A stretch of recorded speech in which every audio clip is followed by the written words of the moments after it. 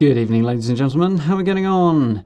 So, Bethesda have given us a bit more news regarding upcoming patch 9 for Fallout 76, and it's got a few things in here that I think a lot of us have been waiting for. So, without too much further ado, let's take a look, shall we? This week we're sharing a preview of highlights coming with patch 9, including details on player vending machines, legendary exchange machines, a new survival beta scoreboard stat, and balance changes. Read on to learn more about these upcoming features and changes, and be sure to keep an eye out for the full patch notes on May the 7th. So, only a few short days away. So, the big thing we've all been clamouring out for, or one of the big things, is player vending machines. So with patch 9 we're going to add personal player vending machines that aspiring entrepreneurs around Appalachia can use to turn their camp into makeshift markets. Okay, that seems to be a harder sentence to get out than I expected. These vending machines will allow you to turn a profit by selling items that you've made or found during your adventures. You can also visit other dwellers' camps to pick up your new gear for your collection. Awesome. It's got a very cool picture here of what the new vending machine is going to look like. Give some thought as to how I'm going to incorporate that into a camp build fairly soon. That's very, very cool. So, how do they work? So, once you build a vending machine, you can assign items to it directly from your stash, so no faffing around taking them out and putting them into a new storage container, which is a mixed blessing, I think. Freeing up space in your stash and putting things into the vending machine would be good, actually, but at the same time, simple and effective, so you can see where they're going with that. And you can choose the cap prices you'd like buyers to pay for them, so set your own prices. It'll be interesting to see what kind of an economy this generates. So items you place in your vending machine will remain in your stash, but they will also display new vending machine icon next to their names, so it's easy to identify what you've marked for sale at a glance. Cool. Okay.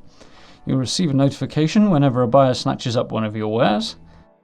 Caps from your sale minus a nominal fee of 10% to maintain a healthy in-game economy will be added to your cap balance. So that's interesting. Taking a 10% fee from every sale. Not like that's going to benefit Bethesda directly, so not quite sure what they're going for there, other than maybe slowing up the rate a little bit that people gain caps. They've done a lot of work over the last however many months to make sure that there's a balanced economy, make caps remain valuable. Certainly with previous games, you could very, very easily end up sitting on an absolute mountain of caps, so not so much the case in Fallout 76, so I suspect, my guess would be at the very least, that this fee is partly geared towards making sure you can earn caps and make money, but at the same time not letting that get out of hand. That would be my guess there. Interesting choice though. Don't know if it's going to be enough or it's going to have that kind of impact, but we'll have to see what happens on down the line. Of course, to run a successful business, you'll need to advertise. Oh yes, before we jump onto that, yes. Caps will be added directly into your cap balance rather than having to go back and collect them, which is cool. Yes, to run a successful business, you'll need to advertise. When you build and power a vending machine, your camp will appear on the map, and other players can find it as long as you aren't wanted. Okay? Restricting it away from wanted players does make a certain amount of sense, given that that mechanism is designed in no small part to prevent people from griefing. Whereas if you're wanted, you could just use it as a way to attract people to your camp and ambush them, so yeah, not such a bad thing. When others hover over your camp on the map, they'll see your name and player icon, as well as the number and types of items you've marked for sale. If you've got lots of goods or rare items and set fair prices, your shop will likely get a few visitors. Yep, seems fair enough. And we can't wait to see how your camps and trading evolve once we get vending machines into your hands, and we hope you'll share your thoughts with us once they go live next week, so yeah. Feedback welcomed. Yeah, that looks interesting. So, those of us who are looking forward to becoming wasteland entrepreneurs, our dreams will soon be realised. I think this will be fun. It'll be interesting. I think one of the most commonly sold items is likely to be plans. So, if you haven't got something, you should be able to get them much more cheaply. Certainly the ones that drop often, anyway. But I suspect some of the rarer ones will still be worth a small fortune. So either way, the sensible thing would be to undercut the bots around the map so that you can basically attract visitors and players to buy at all. So hopefully that means there will be some good deals out there. Forward to seeing how that goes. Might give me some potential for a potential video idea as well. We'll have to see. So, this is something that I'm very, very interested in and a little bit surprised, and I think this is a response to player feedback more than anything, which is cool. That's legendary exchange machines. So the Purveyor is a new mole miner vendor who will be making her way to the Wasteland later this month. So I think this is the last part of the Wild Appalachia update, actually, towards the end of May. When she opens the doors to a shop, you'll be able to exchange a new type of currency called legendary script for legendary items to help you prepare for the Purveyor's arrival. A lot of P's in there. We're adding legendary exchange machines that you can use to break down your unwanted legendaries and turn them into script, which is awesome. So we don't have to wait until the end of the month to start earning the currency, and we can get rid of those legendaries that are currently cluttering up our stash boxes. It's an absolute nightmare for me. I've got a pile of them I want to get rid of. So once patch 9 is live, you'll be able to find legendary exchange machines at train stations around Appalachia, load up your inventory with legendary items you know what to keep, place them in the machine and collect your script. The higher the star rating, the more script you receive, and conversely the lower the less. And the more legendary script you have when the Purveyor arrives, the more legendary weapons and armor you'll be able to buy. Not that that's a finite time period or anything, it just means you'll be able to get a quicker head start, I think. So I'll have more details to share on the Purveyor next week. We hope the addition of exchange machines will help free up some storage and fill your wallet with script while she travels to the surface. So yeah, bringing this in a little earlier just so that we can free up that stash space that we're all filling up with the legendaries, which is awesome. It will encourage a lot more legendary hunting, I should imagine, in the short term. Hopefully, that'll mean people will be nuking the burrows a bit more often, and we can see how that actually pans out. I've not had the occasion to actually try that yet, so people are going to be doing that to hunt for legendaries, which I'd imagine a few will. That will be quite cool to get the opportunity to check out. So, survival scoreboard updates. There's actually more to this than I was expecting. So, previously we asked you to weigh in on a poll to determine your favourite survival mode scoreboard stat, that we could make adjustments based on the community's preferences. Results are in. Players killed received the most votes, with longest life and XP gained tying for second, and enemies killed coming in third. While players killed was a clear victory at 63%, there are enough votes in the other categories that we wanted to create a new stat that takes more than one into account when ranking player performance in survival mode. So with patch 9, we're going to implement survival score as the primary stat for survival mode scoreboards. Here's how it'll work. You will receive 1 survival point for every XP point you earn whilst in survival mode beta. The total number of survival points you currently have will determine your placement on the scoreboards. 3 players with the highest scores, highest survival scores that is, will be highlighted on the map. On your death, your survival score will be reset to 0. Wonder if that means any death or only when you're killed by other players though. I'm guessing that's any death, but we'll have to see. But when you kill another player, 75% of the survival points they had prior to death will be added to your survival score. So for example, if your score is 500 and you kill a player with a score of 1000, they will lose all their points, you will receive 750 and have a new total of 1250. So I think that's going to make for a much more dynamic scoreboard. I think we're going to see people rising and falling a lot more quickly with that. So thank you for your feedback participating in the poll. We believe Survival Score will offer a more well-rounded way to evaluate your feats, whilst also giving PvP-focused players a clear way to rise through the rankings and chase the excitement of fending off challenges.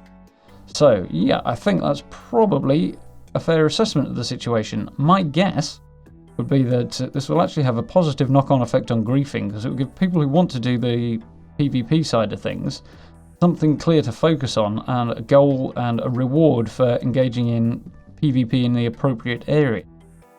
I should imagine it will also mean that survival mode is even more havoc than it already is, so that should be interesting. But yeah, that's certainly made survival mode even more rewarding, particularly when you factor in the legendary rewards you can get out of it already. I'm still a little disappointed aren't available to those of us who want to play adventure mode, but there we go. Yeah, that seems like a pretty good change that will have an impact, possibly, anyway, beyond just survival mode, which is cool. So, weapon adjustments. In addition to everything mentioned so far, we're planning to make a few adjustments to weapons in our next update. So, plasma weapons, I know a few people have talked about those being seriously underpowered. So they said they're not as strong as we'd like them to be, and they're going to get a damage boost. bring them more in line with other weapons. So base plasma gun damage will be increased by 30%. Base Enclave plasma gun damage increased by 10 to 30, presumably depending on the weapon in question or the attachments to it. So that's interesting. I wonder if that includes all plasma weapons. Like the heading up here, plasma weapon implies it does, but plasma gun just implies it's the rifles, pistols, and snipers. Wonder whether or not Gatling plasmas are included in that.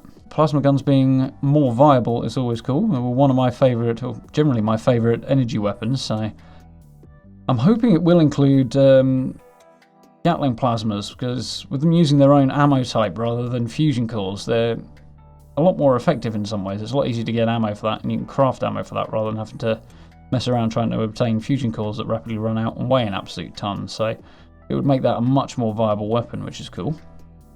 Because I'm considering picking up a heavy weapons build on down the line. So either way, good to see my favourite energy weapon getting a buff.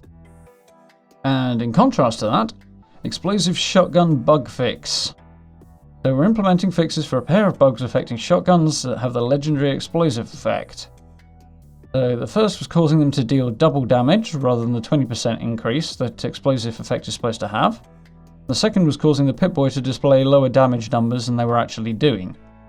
So that whilst these are not true balance changes, it's important that we address these issues to bring more consistency to both the displayed and actual damage output. So what I take away from that would be that they're saying it's not a balance pass. I think that's largely because the intent has already been there in a previous patch to balance shotguns, or explosive shotguns in particular, in this particular way. But it hasn't worked out the way they intended, so this particular bug has prevented the balance from taking effect, I guess. So hopefully this will actually put the changes into effect. Yeah, okay, so it kind of is and it isn't a balance change, I suppose, at the same time. But yeah, good. A lot of these explosive weapons are still horrifically overpowered, so good to see that being balanced out a bit better. And Flamer and Cryolator ammo crafting. So players apparently wanting to use both of those guns have said that ammo is far too hard to come by, and based on my experience of what I've found in terms of ammo for them, that's a fair comment, I think. So they're changing how you can craft it, so that when you craft Flamer Fuel, you'll get 20 instead of 5, and for Cryo Cells, you'll get 25 instead of 15. So yeah, that should make those much easier to maintain and keep ammunition in stock for if you happen to want to use either a Flamer or a Cryolator.